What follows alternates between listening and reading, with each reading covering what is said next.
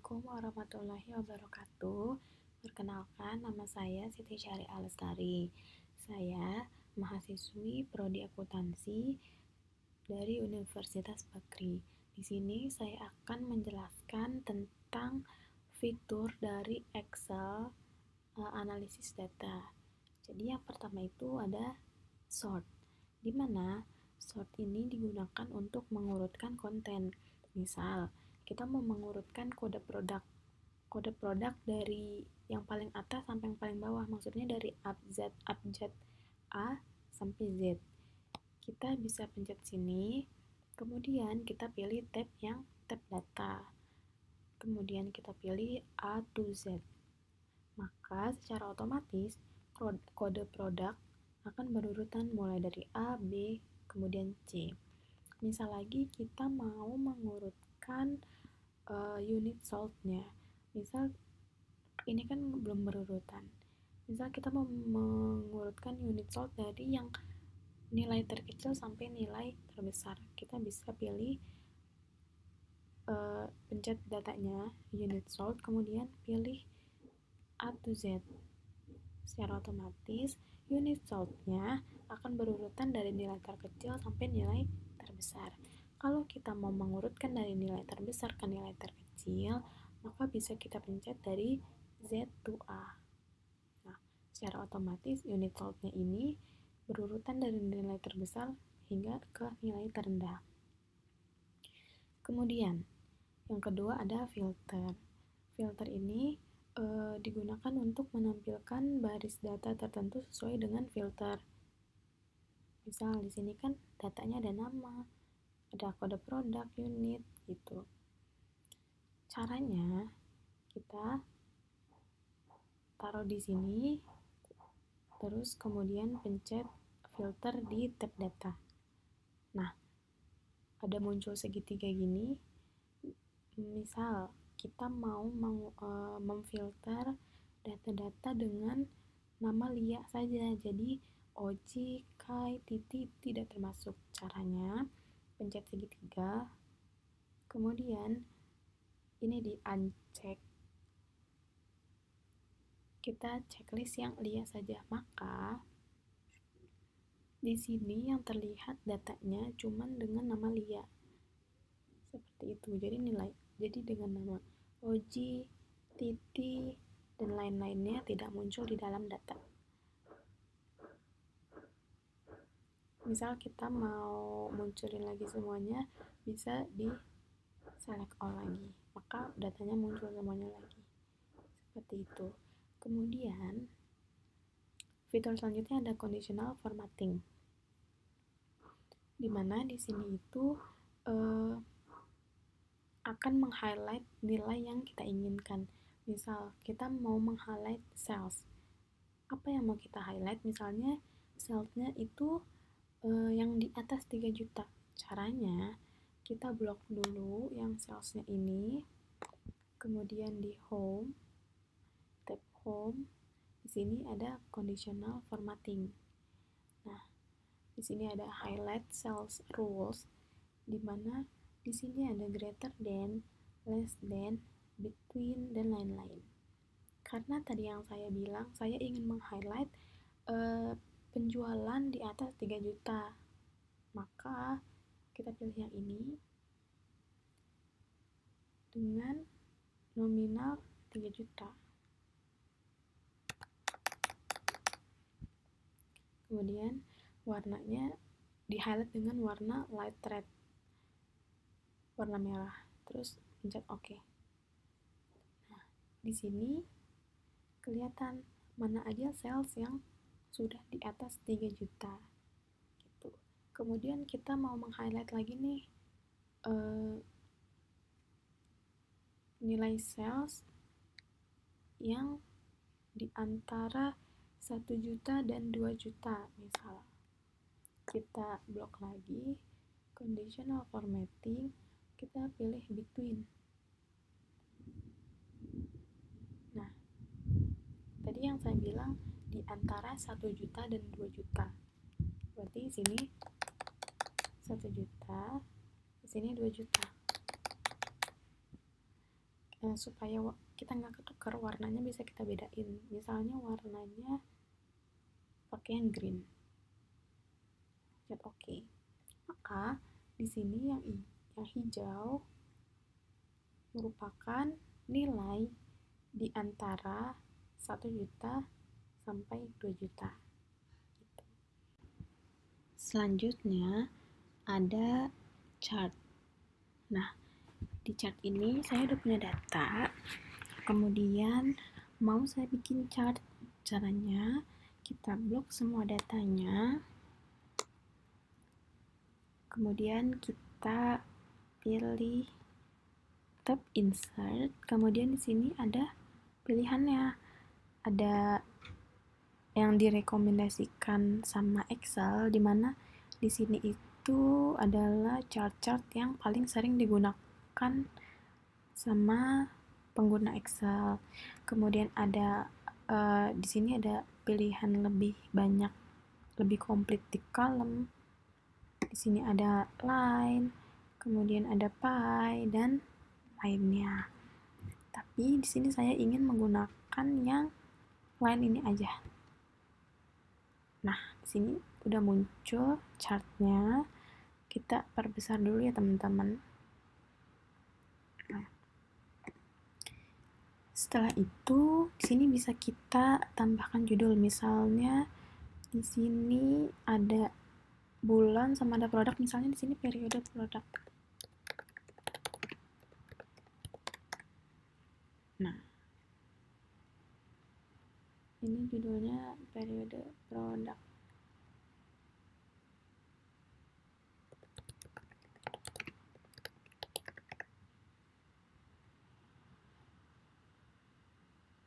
Edible. Nah, misal kita mau ganti desain atau mau ganti warna-warnanya dari line-line-nya ini, bisa teman-teman. Kita mau ganti warna, mau pakai yang ini kah? Atau mau pakai yang monokrom kah? Cuman lebih gampang kita pakai warna yang beda-beda ya teman-teman. Gini.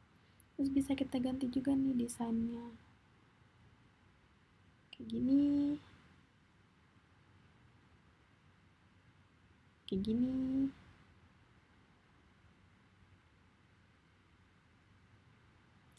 Saya mau pakai yang ini aja teman-teman. Ini mudah juga bacanya. Seperti itu. Kemudian fitur analisis data di Excel selanjutnya ada pivot table. Di sini saya udah punya produk dari data, maksudnya saya udah punya data dari fitur-fitur sebelumnya. Misal kita mau bikin pivot table, caranya gimana? Sama, kita blok semua datanya, kita pilih insert. Di sini ada pivot table. Nah, di sini ada dua pilihan di mana kita pivot table-nya itu di worksheet yang baru sama di worksheet yang ini. Saya pilih yang worksheet yang ini aja ya teman-teman, biar mudah. Kemudian table atau range-nya mau kita taruh mana nih pivot table-nya. Misal mau saya taruh samping sini ya teman-teman, di bawah. Nah, sini. Sorry, di sini. Lalu kita pencet OK. Di sini pivot table-nya muncul. Nah, kemudian di pivot table ini ada filters, ada kolom, ada rows, dan ada value. Ini diisinya dengan unit-unit yang ada di sini ya teman-teman, dari subjek-subjek datanya. Misal di kolom saya ingin menaruh kode produk, kita di drag aja ke kolom. Nah, maka di sini ada A, B, dan C. Ntar di sini ada totalnya. Misalnya di rows-nya saya pilih yang namanya teman-teman. Nah, kemudian values-nya yang values-nya saya pakai yang unit sold. Oke. Nah, gini ya teman-teman, ini kita rapikan dulu.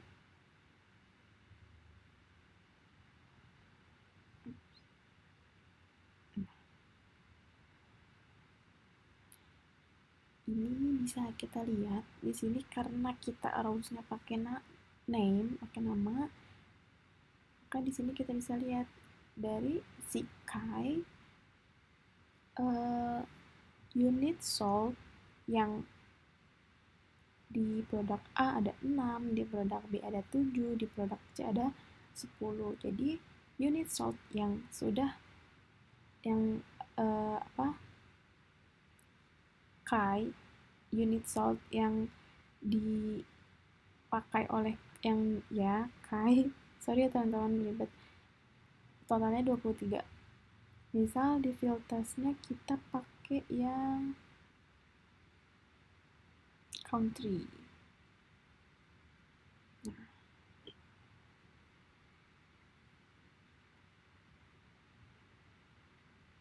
Teman-teman contohkan lagi. Di sini kita bisa filter nih, misal country-nya dari Bogor, Bekasi, kemudian Depok, Jakarta. Cukup. Nah, dari data yang tadi dari Bogor, Bekasi, Jakarta, Depok, si Kai dari produk A tidak ada. Dari produk B unit sold-nya 7, dari produk C unit sold-nya 3. Dan seterusnya, gitu ya teman-teman. Ini kita rapiin lagi. Nah, selesai, kemudian kita ke tables. Karena di sini belum ada datanya, saya mau copy dari data-data sebelumnya aja ya. Copy di paste. Nah, kemudian gimana sih cara pakai produk? Caranya ini kita blok. Karena ini udah kita blok, kita langsung ke tab insert. Nah, di sini ada tables, kita pencet tables. Kemudian oke. Nah, maka datanya berubah akan menjadi table seperti ini. Ini tadi kayak mirip yang di filter ya teman-teman, ada segitiga di setiap subjek datanya. Tapi di tables ini ada banyak fitur. Misalnya kita mau total row. Nah, di sini dari sell price ini bisa kita total teman-teman. Misal kita mau mencari nilai rata-ratanya, atau mencari nilai minimumnya atau maksimumnya, atau malah kita bisa menjumlahkan semua sell price-nya ini gitu. Misal kita mau mencari nilai minimumnya dia teman-teman, maka langsung keluar nilai minimum dari sell price adalah 587 seperti itu. Selanjutnya di sini ada what if analysis. Ini adalah data dari SSL Store, di mana total number of produknya 80. Kemudian sold for penjualan berdasarkan harga tertingginya itu 40%. Nah, di sini total profitnya ada 388.700. Nah, misalnya kita mau tahu nih misalnya persentase penjualan dari harga tertingginya nanti 50%, nanti total profitnya itu berapa, kalau misalnya di sininya 60% total profitnya itu berapa gitu. Nah, caranya bisa pakai what if analysis. Kita pilih dari tab data, kemudian pilih what if analysis. Di sini ada 3 cara, ada skenario, ada goal seek, sama ada data table. Pertama kita pakai skenario. Di sini kita add skenario name-nya 40%. Changing self-nya yang 40%, 30 unit, dan 50. kemudian oke.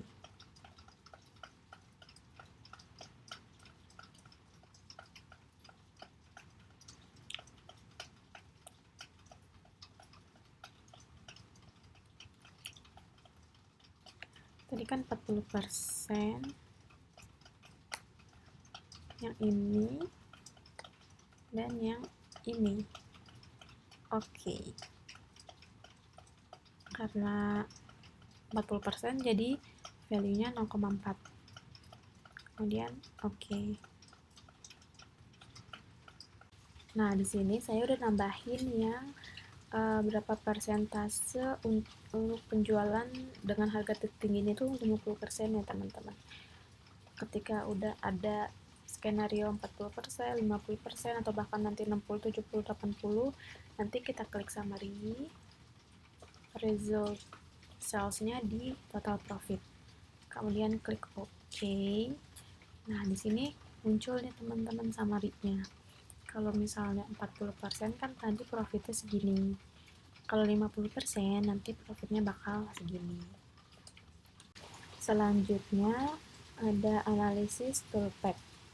Nah, misalnya kalau di MacBook teman-teman di sininya belum ada data analisisnya.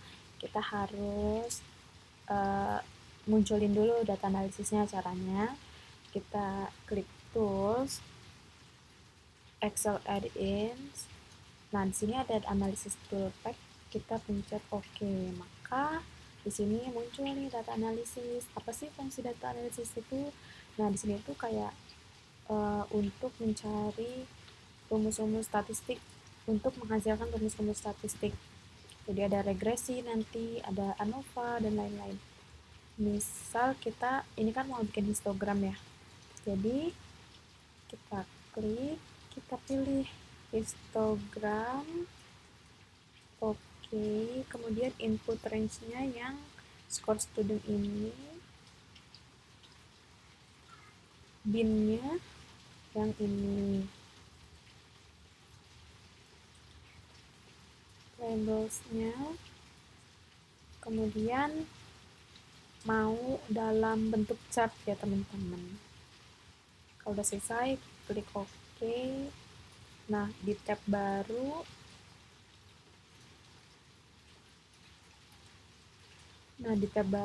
dia bakal muncul hasilnya. Maksudnya di sheet baru dia bakal muncul hasilnya kayak gini. Seperti yang tadi udah kita bahas, di chart ini bisa diganti lagi desainnya, mau yang bentuk seperti apa gitu. Cukup sekian penjelasan Excel data analisis dari saya, semoga bermanfaat. Saya selesaikan. Wassalamualaikum warahmatullahi wabarakatuh.